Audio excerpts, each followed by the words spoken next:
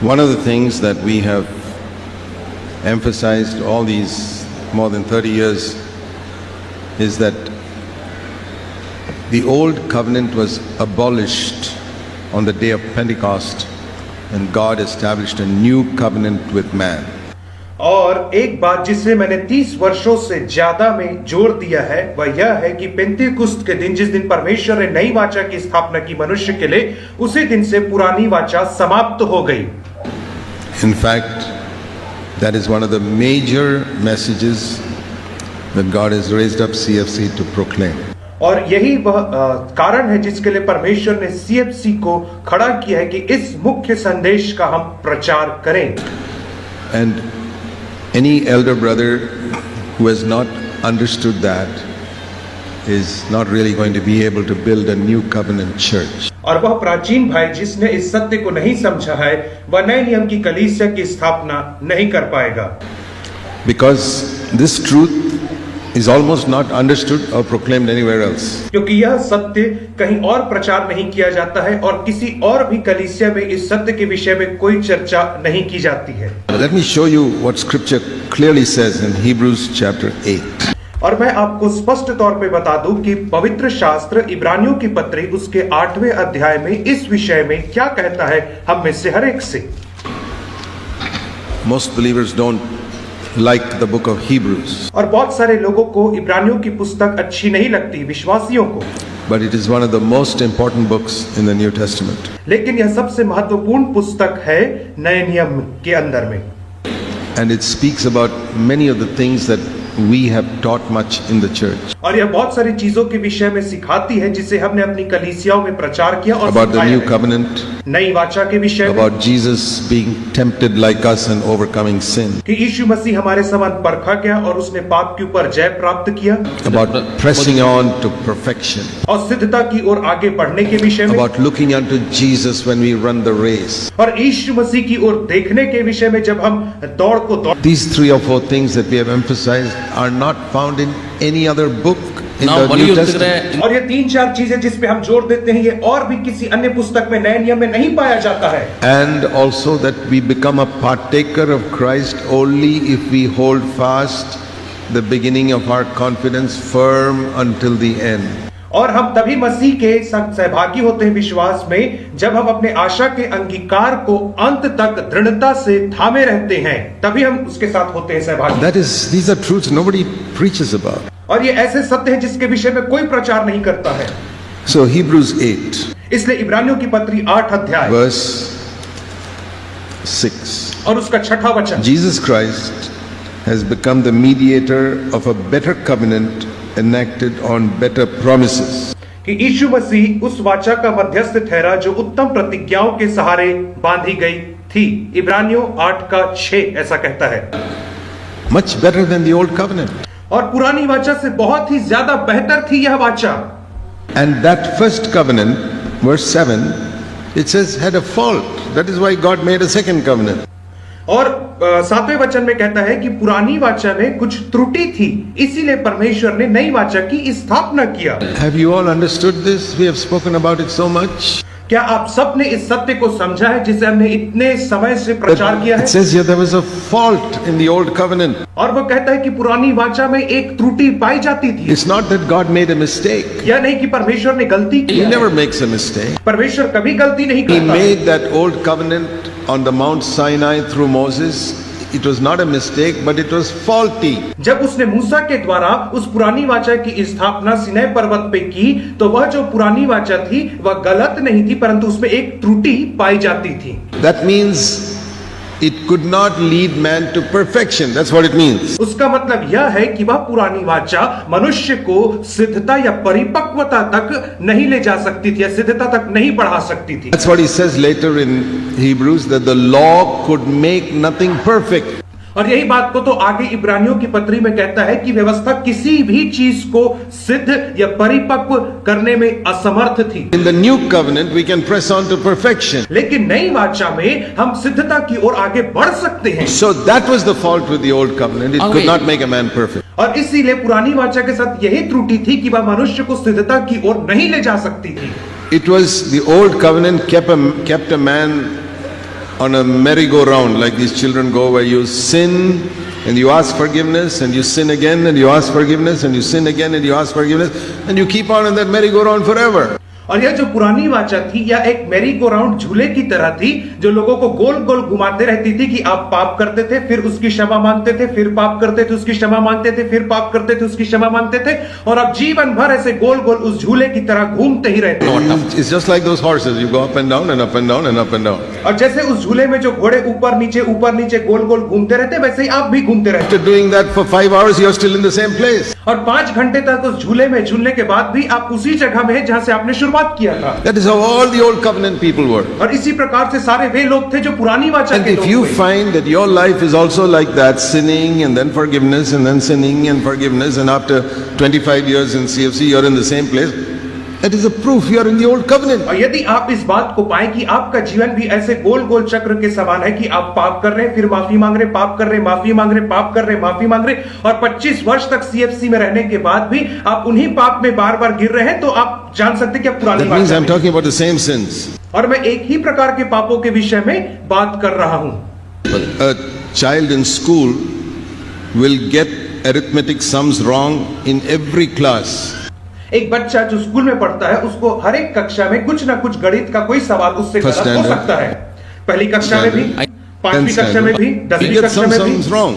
और कहीं ना कहीं उसका कोई प्रश्न गलत हो It सकता is है। not the same problem that he's getting wrong. परंतु वही प्रश्न नहीं है जो उसका गलत हो रहा है He's bar not bar. always failing in addition. और वो हमेशा प्लस करने में ही फेल नहीं हो रहा है। In 5th standard also, if he gets an arithmetic problem wrong, it is a higher level of problem. यदि 5वीं कक्षा में भी उसका कोई गणित का सवाल गलत होता है तो वो पहली कक्षा से उच्च When कोटि they का study सवाल। mathematics in college, again they get something wrong, but it is a much higher level. और जब वो कॉलेज में कोई गणित पढ़ता है और उसमें भी उसका कुछ गलत हो जाता है तो वह यह है कि स्कूल में जो उसने पढ़ा उससे ज्यादा उच्च स्तर का है। In the Christian life also, till the end of our life, we may fall. और मसीही जीवन में भी हमारे जीवन के अंत तक हम गिर सकते हैं, But it's not the same sin that we are falling into. लेकिन वही पाप नहीं है जिसमें हम गिर रहे थे पहले। See, Jesus was tempted even after 30 years of living a holy life. और हम देखते हैं कि यीशु मसीह 30 वर्ष के बाद भी But he was not tempted being किए। tempted in the same things he was tempted when he was 5 years old. और उन्हीं बातों में वह नहीं परखा गया जिन बातों में वह 5 वर्ष का था तब परखा जाता But that was not possible in the old covenant. लेकिन पुरानी वाचा में ऐसा संभव नहीं था। In the old covenant, you were in the kindergarten, always in the kindergarten. और पुरानी वाचा में आप हमेशा एलकेजी में रहते थे और हमेशा किंडरगार्टन में रहते थे। Go higher. लेकिन हमें ऊपर उठना है। Any believer in our church who's always in the same level spiritually is an old covenant believer. कोई भी विश्वासी जो हमारी कलीसिया में है और हमेशा एक ही स्तर पे बना रहता है उसका मतलब यह है कि वह विश्वासी पुरानी वाचा का विश्वासी है। That is the fault with the old covenant. और यही गलती थी, त्रुटि थी पुरानी वाचा में। Could not lead people higher to perfection. कि वह मनुष्य को सिद्धता की ओर आगे नहीं ले जा सकती। It could not make people partake of Jesus' life and nature.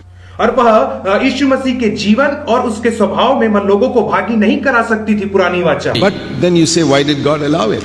तब आप कहोगे परमेश्वर ने उसकी अनुमति क्यों दिया? Because God could not send the Holy Spirit into inside anybody's heart in the Old Testament. क्योंकि पुराने नियम में परमेश्वर पवित्र आत्मा को किसी भी मनुष्य के अंदर हृदय में नहीं भेज सकता था।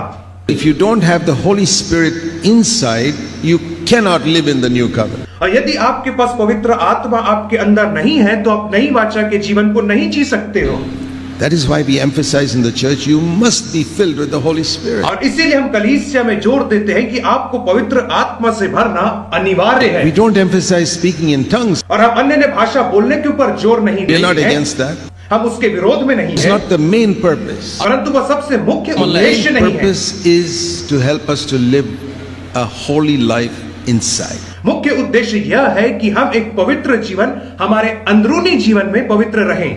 That's why the old covenant was faulty. और इसीलिए जो पुरानी वाचा थी उसमें त्रुटि पाई That's why जाती थी। nobody could go from kindergarten to a higher class. अर्थात कि कोई भी किंडरगार्टन स्टैंडर्ड से उच्च क्लास में नहीं जा Even if सकता। they were 80 years old, they were still babies. और चाहे वे 80 वर्ष के भी क्यों न हो जाए तो भी वो आत्मिक तौर पे बच्चे रहते थे।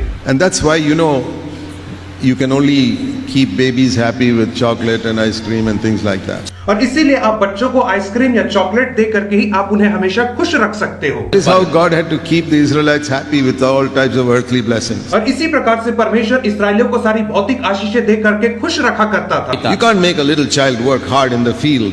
और आप एक छोटे बच्चे से खेत में काम नहीं करा सकते हैं।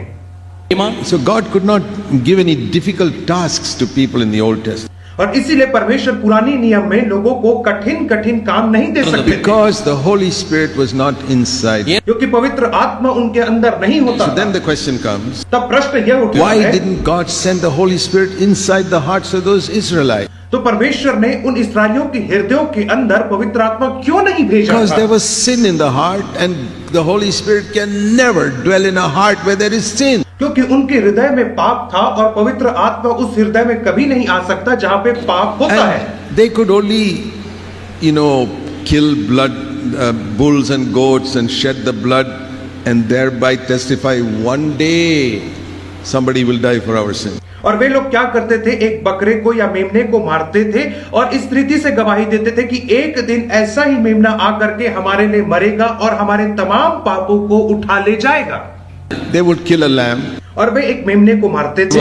This lamb is not going to take away my sin. और कहते थे कि यह मेमना मेरे पापों को नहीं उठा But सकता this है। is a picture of my faith that one day God will send a lamb to take away my sin. लेकिन यह मेरे विश्वास का प्रतीक है कि एक दिन परमेश्वर अपने मेमने को भेजेगा जो मेरे पाप को उठा लिए जाएगा।